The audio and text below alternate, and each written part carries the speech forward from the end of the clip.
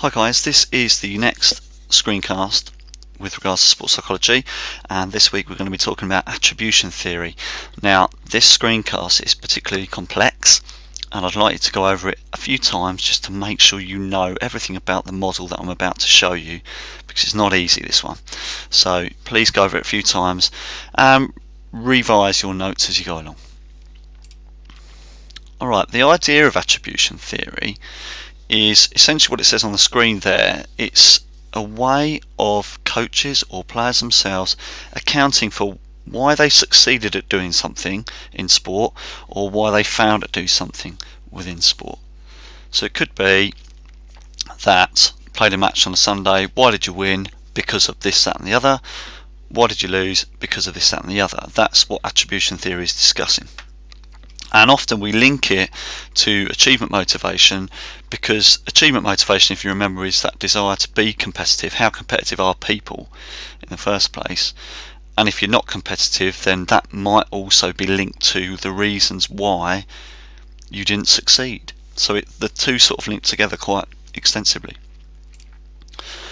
The model that you need for your exams, which is a little bit complex, is called Weiner's attribution theory. Now, this model has two strands to it. The first strand is what we call the locus of causality. So in this area, we're looking at the reason you gave, or a performer would give, for a particular success or failure in a sporting activity. So let's say again, if you played on the Sunday, you lost. What is the reason you gave for that? That's the locus of causality. And these can be internal, so it can come from within. So the reason can come from within you or something to do with you. And that's what we call ability. So you have your own ability. That's an internal factor. And effort is also an internal factor. So if you failed on a Sunday, you could blame an internal factor of your own ability. So I wasn't quite good enough. Or you could blame an internal factor of effort. I didn't put in enough effort on Sunday, that's why we lost. So that's the locus of causality. There are also external factors on the locus of causality. So you could also blame something outside of you. So not yourself, but someone else. So you could blame the task itself was too hard. So it could be, well, actually that team were better than us. Much too difficult task, I was never going to succeed. Or another factor, an external factor you could use, is luck. Oh, well, actually, you know, we were just unlucky. We hit the bar 3 times, we hit the post twice, the ball bobbled from a penalty, blah blah blah. So you're blaming external factors for your success or failure. And again, those two channels downwards, internal and external factors, are to do with the locus of causality. That is the reason why you, or the reason you gave for your success or failure within sport. Was it inside of you or outside of you? To add complexity to this model, on the left hand side we've also got stability factors. And stability factors, the first one is stable.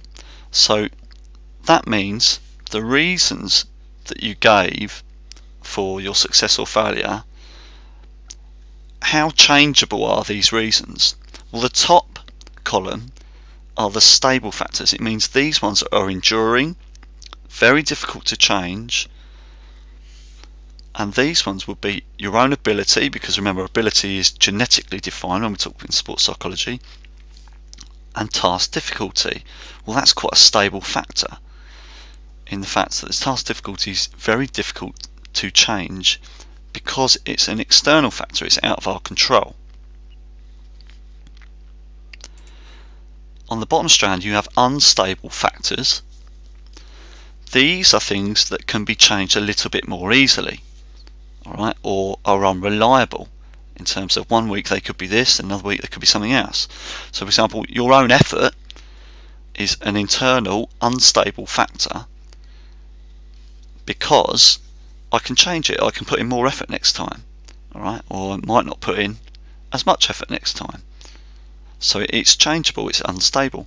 Whereas luck, Well, as we know, one week you might hit the post 3 times, the next week those 3 shots might have gone in. So it's an unstable factor. Now, Weiner's attribution theory suggests that effort is the one thing we can change to change someone's attribution towards something. And the reason for that, if we're looking at this model, is because it relates to internal factors, so it means it's under our control because it's an internal thing, and it comes under the unstable stability factor. So it's something that can be changed a little bit more easily. And effectively, if we can change effort, we can change the way somebody thinks or has a positive impact towards sport. But we're going to talk about that in the lesson. Okay. If we're looking at those factors along the top, so we've got internal factors, external factors, there are particular uses that you can use external factors for. A good example of this is a coach. Alright?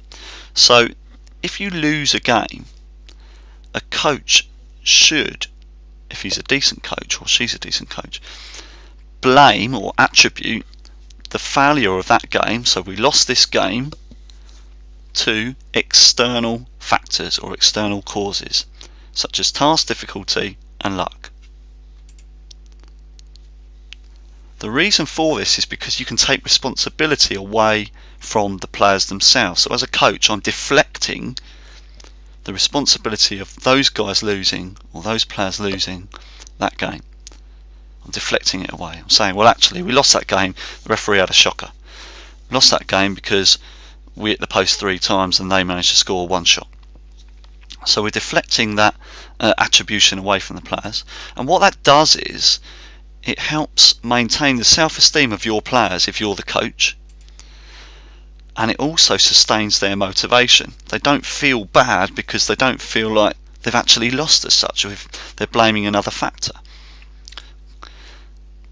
It can also help restore confidence and pride, especially if it's a poor performance.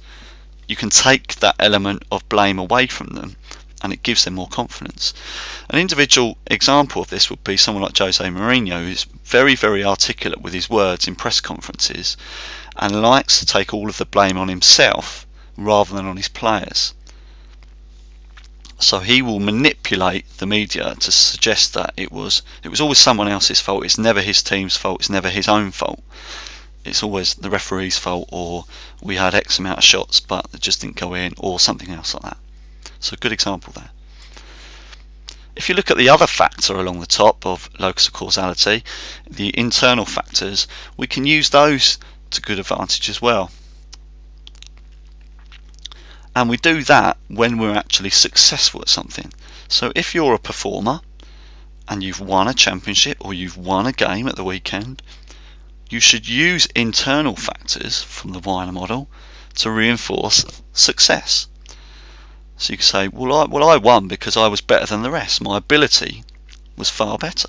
Or I won because my effort was much greater than everybody else's. I put in a lot of effort for this and I've succeeded. And what that does is it increases your own confidence as a sports performer, and it also endorses future expectation of high achievement. It means that I'm expecting a better level each time, and I know I can get to there. So for example, if Tiger Woods won a golf tournament, you may hear him in the press conference at the end saying, well, I put a hell of a lot more effort in this week, and this is perhaps the reason that I won. Or I was able to drive the ball quite solidly through the back 9. So he's talking about his own effort, or he's talking about his own ability. As per usual, make extensive notes. As I said, go over that model again and again and again, because that's not easy, that model, and bring good notes to the lesson, and we're going to develop this idea a lot further.